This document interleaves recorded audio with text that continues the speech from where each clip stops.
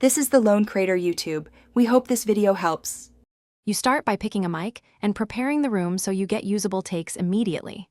First, decide condenser versus dynamic based on noise and distance, then place the mic 6 to 12 inches away at a slight angle and add a pop filter to stop plosives. Next, set your preamp so peaks sit near -6 decibels and record at 24-bit, 48 kHz. Once done, make a short test take and listen back while adjusting distance and gain until the tone feels natural. You focus on the performance while the gear stays out of the way.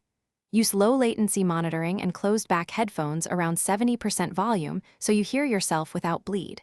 Control breaths and pacing, breathe from the diaphragm, leave natural pauses, and mark retakes with a soft clap or slate. Make light compression during tracking only if needed, otherwise keep files dry. Also monitor levels consistently so major peaks never clip. Once comfortable, record multiple full passes to capture options for editing. You finish by editing and polishing, so the voiceover reads clean and consistent. Start with trimming takes, removing breaths and clicks, and using fades or crossfades to avoid pops. Then apply corrective EQ to remove muddiness and a gentle compressor with moderate ratio. Add a de-esser for sibilance and normalize to about -1 dBFS.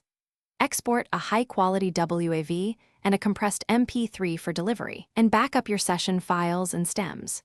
If noise persists, try a